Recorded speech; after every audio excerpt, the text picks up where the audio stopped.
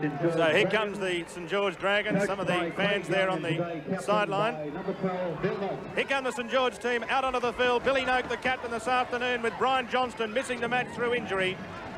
Out through the big red and white banner.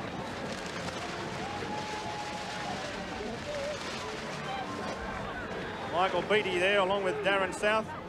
The St George lineup for this afternoon: at fullback South, Walford, Mackay, Beattie and Coyne the three quarters, Potter at 5/8 and Robertson at half. The forwards for St George: Wynn will play lock, Noak and Hoogerwerf in the second row, Kelly, Bailey and Osmond the front row, and the coach Craig Young. Coyne, 6 is Michael Potter. Ricky Walford, who's had a great year so far, scoring many tries, and he's scored 8 tries, and he's kicked 38 goals for 108 points so far this year. The leading point scorer, the only man to have passed a century in points. Graham Wynn needs a big game today.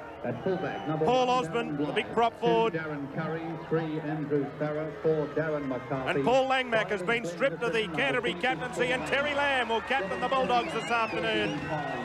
As the Canterbury side come out onto the park, Andrew Farrer, Darren McCarthy come out. Paul Dunn, the last man, back in the second row. The Canterbury lineup: Blythe at fullback, Curry, Farrer, McCarthy and Nissen the three quarters, Langmack at 5/8, Lamb at half, and Lamb will be the captain. The forwards for Canterbury: at lock forward White, Haggarth and Dunn the second rowers, Lee, Folkes and Tunks the front row, and the coach Phil Gould. Well, Terry Lamb, who's taking over the captaincy. Paul Langmack was named as the captain, but yesterday in a meeting they decided that Terry Lamb would take over the captaincy to allow Langmack to perhaps find his form, which he feels has been lacking a little bit over the past 7 weeks. The referee for this afternoon's fixture, Greg McCallum. In the past 10 years, St George have won 12, Canterbury 11, and there's been 2 draws. 380,000 people have watched these two teams so far this year. Greg McCallum blows the whistle, and St George start the match with Brad Mackay kicking off. Canterbury defending that southern end as they bring the ball back to the quarter line. Very windy conditions. Yes, David, this wind must play a part in the game. It's blowing virtually diagonally, but it is behind St George in this first half. I wish it had died down. I can tell you what, if we don't get paid danger money today, I don't know who doesn't deserve it. Checked out my health insurance, I can tell you it really is windy up here. We look across to Botany Bay in the distance and see plenty of white caps. 32 metres out from the Canterbury line. Is that a little knock on by Steve Folkes? The referee says it was. Steve Folkes in at hooker today, playing the dummy half role instead of Geordie Peets, who's been dropped or relegated at least. A little knock on from Steve Folkes at dummy half. Penalty. Well, these St George forwards still believe they're a chance of making the 5. Speaking to a couple of them before the game, they were very fired up for a big performance. St George last week defeated the Gold Coast 38-6, and that was their biggest win in the last 4 seasons. Since 1985, when they were the minor premiers in all 3 grades. St George on the quarter line: Robinson, Potter, Noak, who's the captain this afternoon in the absence of Brian Johnston. This will be a penalty against Noak for incorrectly playing the football.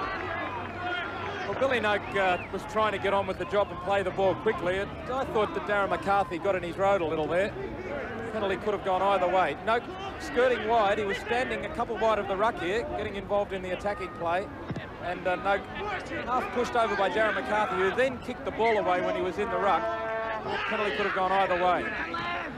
Just in recent weeks, we've seen penalties certainly play allowed to continue for play the ball such as that. Still, the rules are the rules. Canterbury inside St George's territory. Lamb, Farrer. Terry Lamb again. Good tackle from Osmond. Lamb went straight into him. I spoke to Terry Lamb before the game, and last night he suddenly came down with a dose of the flu, and he had a pretty heavy chest on him, so it's going to be hard work for Terry Lamb for 80 minutes today. Terry Lamb, number 7. Strong defence coming in from St George. Earlier matches this afternoon, Canterbury won the President's Cup by 18 points to 8. And the reserve grade match also going to Canterbury by 16 points to 8. 2 late tries to Canterbury winning reserve grade. Very strong defence. I think that's Peter Tunks has been rocked by the tackle. Paul Osborne was one of the men who came in very hard. Here's Tunks taking the ball up. 3 St George defenders there to meet him, and they stopped him dead. And the referee went straight across and ruled time off. Now, Peter Tunks has been hit very solidly. Of course, we believe that Peter Tunks may be leaving Canterbury. Here's the tackle. Difficult to see which player actually made contact with his head. The other man in the tackle was Trevor Bailey, the hooker. Yeah, Geordie Peets, fresh reserve for Canterbury, warming up on the sidelines. No doubt he'll go on for Tunksy. A decision will have to be made whether Peter Tunks will go to the head bend. He doesn't look too good at the moment, but Geordie Peets will go into the hooking spot, and Steve Folkes will slot back to the second row. Paul Dunn probably will go up the front row, which he prefers anyway. So Peter Tunks, he's a very tough warrior. A lot of word around that he's leaving Canterbury. Could well be at the seaside suburb of Bondi next year. I probably just asked him where he is, and I bet you he said Belmore instead of Cogra. Well, I suppose it's a fair guess, isn't it? At least he's not far away in his geography. Larry Britton, of course, who's also done the training job for New South Wales and Australia over the years, leading Tunks off. Penalty against St George up inside the 5. Now, as Peter Tunks leaves the field, Referee McCallum cracking down. No excuse for St George there. They must have been back with the referee. No doubt moved too early. Well up. They'd had to move quickly, but they were all in a line. So I guess they all moved together. Just hope it's consistently applied today. It's an area that perhaps Greg McCallum broke down a little in last week's Brisbane Balmain game. It's a very hard game to referee that, though, because so much of the time you're having to referee from the ruck. There's Tunks. He's had a smile half on his face, so perhaps he feels 10 in the headband will fix him up. Well, that's how the wind's just so strong here. Look at that. I can tell you how strong it is because fair dinkum, I'm not too happy about up here, perched up here in this commentary position. We're blowing around like a sailboat in the Sydney to Hobart race with about 30-metre winds. I'm the one in the middle that's white, holding on for dear life. Terry Lamb from 40 metres out. Plenty of height, but again, that wind got it. The westerly blows it straight into Ricky Walford's hands. And in 6 minutes since the whistle was blown to start the play, we've only actually had 3 minutes play. Brad Mackay almost knocking the ball on there, left it behind. He lost it there when he went to play it. So this is pressure for St George. Canterbury get the feed. Canterbury on the St George quarter line. Curry in off the wing. Penalty against St George up inside the 5 metres at the scrum base. Good refereeing. Allowing the advantage. You can see them. There's the scrum on the quarter line, and a couple of the St George players outside centre, Brad Mackay, looked as if he was almost more onside with the Canterbury backs than his own. Yes, 3 of them up inside the 5. The scrum had moved with the push from Canterbury, but they were always inside the 5 and didn't attempt to retreat. Here's White. So Canterbury right on the attack now.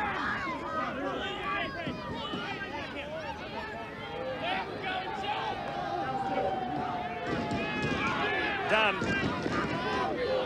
6 metres out. Plays it forward, goes on his own. It'll be a penalty. It's against St George. Penalty goes to Canterbury, and now they can kick it goal this time. Incorrect marking up, says the referee. Now here's Dunn, he gets up. Now Bailey's come from an offside position. Simple as that. Now watch when Dunn actually played the ball. Bailey there round his legs. Now when Dunn gets up to play it, Trevor's still on the ground, or virtually on the ground, in an offside position. So there he is, plays the ball. Trevor Bailey offside penalty. Darren McCarthy taking over the goal-kicking duties, moves in. He struck it well enough for 2 points, and Canterbury Bankstown are leading St George by 2 points to 0. Walford from dummy half.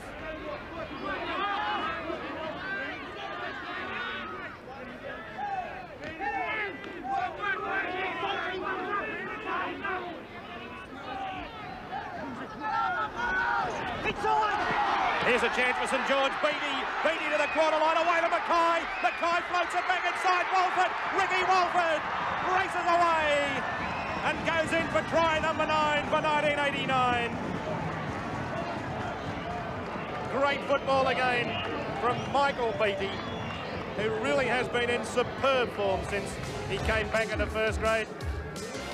Well, the Canterbury defence found wanting on the blind side as Osborne pedals across, throws the dummy. That commits a couple of defenders. Beattie looming up on the inside, and they made no mistake with it this time, St George. Brad Mackay perfectly positions Ricky Walford on the inside. Beautiful football to finish off the break. Walford bombed a try just a little while ago in combination with Beattie, where he couldn't handle the pass. But look at the angle here, run by Osborne. The dummy was what forced his way through. That enabled him to make a little bit of room, and Beattie on the inside was trailing him through. He knew what was on. Mackay really positions himself well, and Walford positions himself even better. Coming off his wing, getting back on the inside, looms up in the middle and scores unopposed. Well, that's his 9th try of the year, and he's also kicked 38 goals, and this should be 39. To bring up 120 points for the season. Walford makes no mistake. St George are leading Canterbury by 6 points to 2. And there's the 2 fresh reserves that St George have up their sleeve. Wally Fulton-Smith, an international, and John Fafita on his day as damaging as any runner in the game. So Craig Young still with a few aces up his sleeve at the moment. A kick from Langmack. South. Good defence that time by Canterbury. Plenty of chases down there. Farah and Dunn. Side of the clock over. Would you please move right back outside the Kings area, please? This is Coyne again. Thank you. Very effective public address system here, isn't it? Alan Gaskell.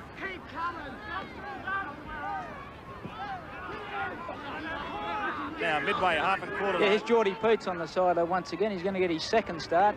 He'll be going on. I'm not sure he'll be going on forward. Here's Walford making the break. Walford puts it ahead. Walford will win the race for the ball. Will the ball win the race? No, Walford will score his 2nd try. Ricky Walford. Brilliant stuff, St George. Walford in again. Great kick, great chase, but great football to give him the opportunity to start with. There's no substitute for sheer pace. Ricky Walford on the inside, great pass to get him away. But look, once he puts the ball over the top of Blythe, it's no contest. Look at the way he just streaks past the fullback, and there was only a question of the bounce, and he got a perfect bounce. But there's a certain ability in the way you kick a ball, whether it's going to bounce for you. Well, look at the pass on the inside from Osborne, who's having a blinder, is Paul Osborne. But Ricky Walford, in open spaces, calm head, sizes it up, puts it over the top of the fullback. He realises there's open spaces. It's a man-on-man race, if you call it that, and a perfect bounce. Did he get that ball down cleanly? The only race in the end was whether the ball would beat Ricky Walford over the dead ball line.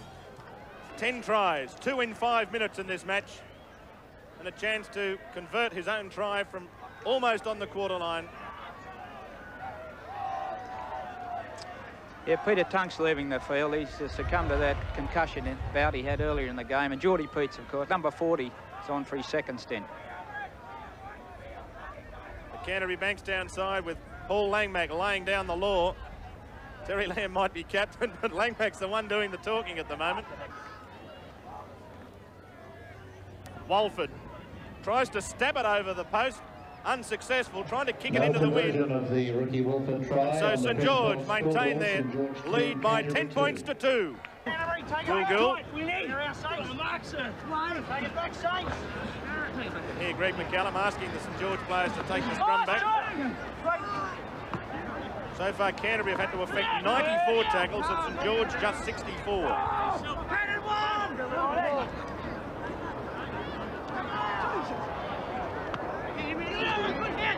Ugaworth, solid defence. White, Lee, Kelly, Mackay over the corner. Mackay's gone straight through. Now Walford's looming up in support. He's got Walford. He's built bypass Walford. This is Bailey. If he'd got it to Ricky Walford, it would have been another try. I think Ricky Walford had come on the inside to position himself, but Mackay didn't realise, and that's that slight hesitation. He looked to his left and he wasn't there for him. They would have been in again, I can assure you of that. And here's Osborne, gone straight through. Osborne over the quarter line. He's got Beattie there, and Beattie will come round and put it down underneath the post. St George are in again, and it's 14 points to 2. 3 tries to St George, all 3 of them started by Osborne. He is just dominating the ruck. He capitalises here. The Canterbury defence has been shocked by the earlier run from St George, and here goes Osborne stepping through tackles, pushing his way, and on the inside is Beattie, and Beattie has been positioning himself as the backup man perfectly right throughout this first half. But look at the big fella here, just pushing them out of his road here, thumps away from one, steps through another one, grasping tackle, that's 2 he's got rid of, and then he just sized it up, draws the last line of defence, and Beattie backing up beautifully. So Michael Beattie, his 4th try of the year. His nickname's Pigskin, and he certainly planted the pigskin down properly that time for a 4-pointer. And he's had a major influence on St George since Craig Young reinstated him in first grade midway through the season. It's Brett Ross, number 15's on the field, and he's taking the place of Darren Curry. Walford moves in, the kick's successful. So St George now leading by 16 points to 2. So St George so far with the football has pushed it downfield 1,025 metres as compared to Canterbury's 802. Fullett and Smith. They haven't been down this end of the park much in the second half, St George. Blindside they come. The dummy was thrown. Now Robinson on his own, quickly he's got it away to Osborne. Good tackle from McCarthy. It might have been a bit high, but it was ball and all. He really stopped Osborne in his tracks, which not too many people have been able to do this afternoon. A bad pass. Potter's gone straight through. Last tackle. That came off Bailey. The kick came off Haggard. Bailey's got it back, and 6 to go, says the referee. St George applying the pressure. Robinson to Fullett and Smith. Fullett and Smith, the pirouette and the spin, almost getting through. Paul Dunn's down injured. As Osborne charges ahead, Osborne will score! No, yes he did, he got the ball down, the referee says. Paul Osborne scores the try. And that is a well-deserved try because he's had an absolute blinder here today. He's been involved in every try. And St George lead 22. Well, just a powerhouse performance by Paul Osborne. He comes on the angle, and look, he just busted 3 or 4 out of his road. I mean, that's just sheer power. Paul Dunn is down injured, so Canterbury forwards were 1 short. But look at Osborne. He would have knocked 6 or 7 out of his road if it took that. Out of his road goes White amongst others, and just powers through and over the line. Yes, I was a bit worried just for a second. I thought that perhaps he bounced the ball. But the referee was in perfect position. Definite downward pressure with the ball here. He just stepped through and then bang, down it goes. Yes, he made sure there was downward pressure. His first try of the year in a game that he'll long remember. The Saints fans starting to become delirious. A few Broncos jumpers in there too, and they'd be pretty happy, the Broncos supporters as well. Why wouldn't they be? So Paul Osborne, as Ricky Walford moves in, converts the Paul Osborne try. So Walford's now kicked 3 from 4 and St George lead 22 points to 2.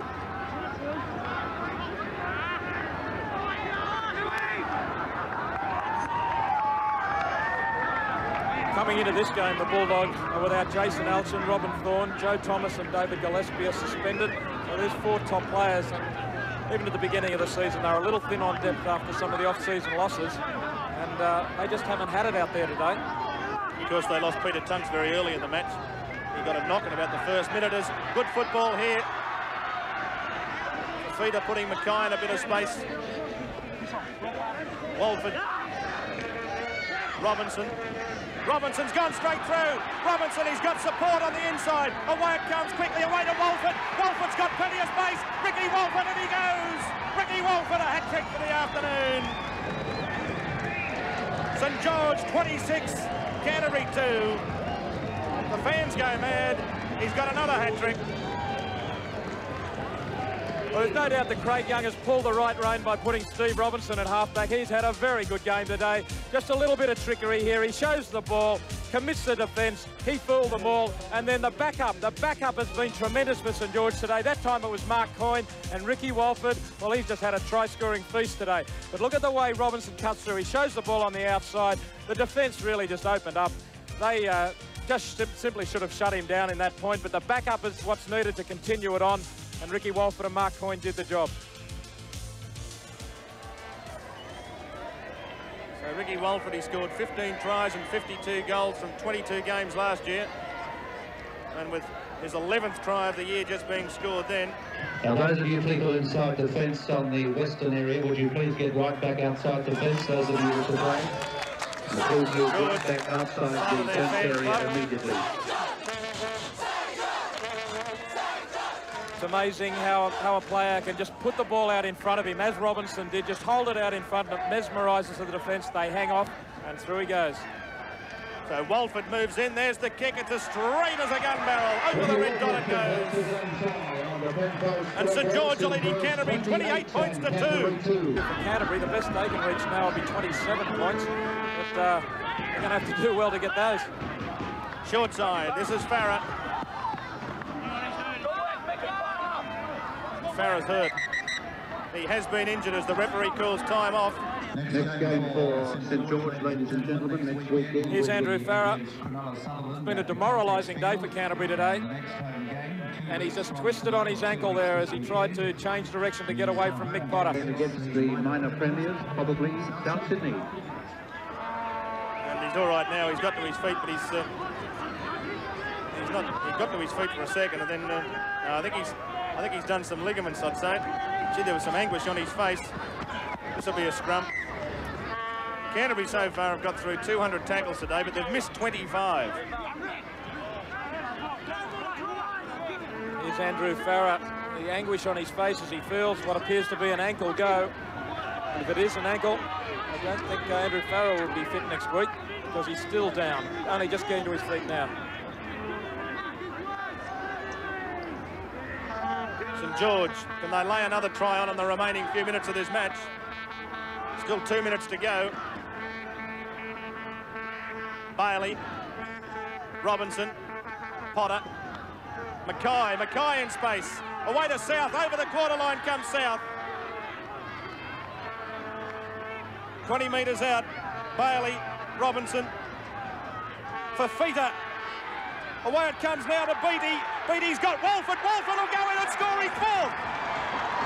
Ricky Walford, 4 tries for the afternoon. Number 4 to Ricky Walford. And it's 32 points to 2.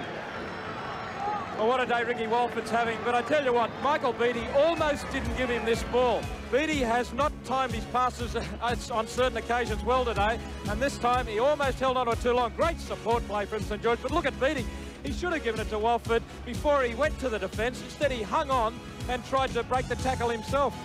All he had to do was pass the ball even before he got to the tackler. But great work from St George. They have just had too much precision passing today all round, and Ricky Walford has been the man who's benefited most. Well, he's scored 4 tries so far today.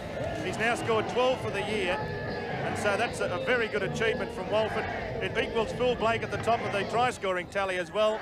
2 tries within 5 minutes in the first half, 2 tries within 5 minutes in the second half. And 24 points so far for the match. Been a real Jekyll and Hyde from Michael Beattie today. He's done some great things, but he's mucked up a few as well. He's done more great things than bad things on the day, that's for sure.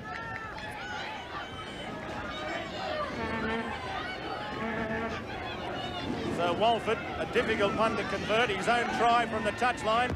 He struck it pretty well. It looks pretty good. Great kick from Ricky Walford.